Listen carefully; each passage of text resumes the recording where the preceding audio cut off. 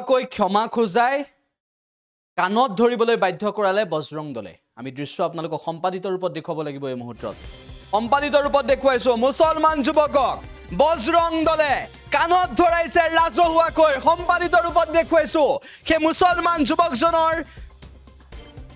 যি মুখমণ্ডল সেই আমি সম্পাদিত ৰূপত দেখুৱাইছো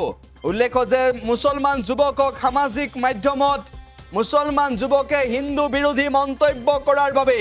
আন্তঃৰাষ্ট্ৰীয় হিন্দু পৰিষদ আৰু ৰাষ্ট্ৰীয় বজৰং দলে গোচৰ দিছিল আৰু তাৰ পিছত বজৰং দলৰ আগত হিন্দু বিৰোধী মন্তব্য কৰা এই যুৱকজনক ক্ষমা খুজিবলৈ আজি বাধ্য কৰিলে বজৰং দলে আমি কিয়া দেখুৱাইছো আপোনালোকক এই মুহূৰ্তত ক্ষমা খুজিছে লিখিতভাৱে ক্ষমা খুজিছে তাৰ সমান্তৰালভাৱে কাণত ধৰিও ক্ষমা খুজিছে এনে ধৰণৰ মন্তব্য নকৰো বুলি কৈ বজৰং দলৰ ওচৰত ক্ষমা খুজিছে আৰু ইয়াৰ পিছত বিভিন্নজনে মন্তব্যও কৰিছে যে ক্ষমা খুজোৱাৰ এই নিয়মটোক লৈ বিভিন্নজনে প্ৰশ্ন তুলিছে যে যিটো সময়ত আৰক্ষীয়ে ব্যৱস্থা ল'ব লাগে সেই সময়ত বজৰং দলৰ ওচৰত কাণত ধৰি ক্ষমা খোজাৰ এই যুক্তিযুক্ততাৰ ওপৰতো বিভিন্নজনে প্ৰশ্ন আনিছে 20 দিন মুছলমান যুৱকে কাণত ধৰি ৰাজহুৱাকৈ ক্ষমা খোজা এই বিষয়ক লৈ আপুনি কি মন্তব্য কৰিব বিচাৰিব আপোনাৰ মন্তব্য আপুনি জনাব পাৰিব উল্লেখ হৈছে 20 দিন বজৰং দলৰ ওচৰত কাণত ধৰিছে এই যুৱকজনে কাণত ধৰিছে মুছলমান যুৱকজনে আমি এই মুহূৰ্তত আপোনালোকক এই দৃশ্য দেখুৱাইছো মুছলমান যুৱকজনে কাণত ধৰিছে এই ঘটনাক লৈ আপুনি কি ক'ব এই ঘটনা সংঘটিত হৈছে 20 দিন এই ঘটনাক লৈ আপোনাৰ মন্তব্য কি হ'ব এই ঘটনাক লৈ আপুনি কি ক'ব বিচাৰিব 20 দিন সংঘটিত হৈছে এই ঘটনা বজৰং দলৰ ওচৰত ক্ষমা বিচাৰিছে কাণত ধৰিছে বজৰং দলৰ ওচৰত আৰু এনেদৰে ক্ষমা খুজোৱাৰ এই প্ৰক্ৰিয়াটোক লৈ বিভিন্নজনে মন্তব্য কৰিছে আৰু তাৰ মাজতে এই ঘটনাই প্ৰতিক্ৰিয়াৰ সৃষ্টি কৰিছে 20 দিন মুছলমান যুৱকক ৰাজহুৱাকৈ ক্ষমা খুজাই কাণত ধৰালে বজৰং দলে আৰু বজৰং দলৰ ওচৰত এনেদৰে ৰাজহুৱাকৈ কাণত ধৰি ক্ষমা খুজিলে মুছলমান যুৱকজনে সামাজিক মাধ্যমত হিন্দু বিৰোধী মন্তব্য আগবঢ়াইছিল বুলি তেওঁ লিখিও ক্ষমা বিচাৰিছে আৰু তাৰ পিছৰ বিভিন্নজনে প্ৰতিক্ৰিয়া প্ৰকাশ কৰিছে এই ঘটনাটোক লৈ হিন্দু সমাজলৈ তথা ৰাষ্ট্ৰীয় বজৰং দললৈ মই ক্ষমা খুজিছোঁ আৰু আগন্তুক দিনত এনেকুৱা মোৰ ভুল নহয় তাৰে মই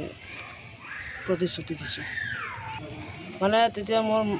মাথায় কাম কৰা নাছিল নমস্কাৰ মোৰ নাম জুবাইৰ ৰহমান মই 2 দিনমান আগত 28 তাৰিখত বজৰং দলে বিজনীত প্ৰতিবাদ সাব্যস্ত কৰিছিল সেই প্ৰতিবাদ কাৰ্যসূচীত মই এখন হিন্দু বিৰোধী কমেণ্ট কৰিছিলোঁ পিছত হিন্দু ৰাষ্ট্ৰীয় বজৰং দলে মোৰ নামত এটা গোচৰ দাখিল কৰে গতিকে মই সমূহ হিন্দু সমাজলৈ তথা ৰাষ্ট্ৰীয় বজৰং দললৈ মই ক্ষমা খুজিছোঁ আৰু আগন্তুক দিনত এনেকুৱা মোৰ ভুল নহয় তাৰে মই প্ৰতিশ্ৰুতি দিছোঁ মানে তেতিয়া মোৰ মাথায় কাম কৰা নাছিল গতিকে মই এইটো ভুলতে দিছোঁ কাৰণে এনেকুৱা কোনো সংগঠনে তোমাক ইনফ্লুয়েন্স কৰিছিলে নেকি এইটো মন্তব্য কৰাৰ কাৰণে কৰা নাই তেনেহ'লে তুমি এটা পোষ্ট কৰিছিলা তুমি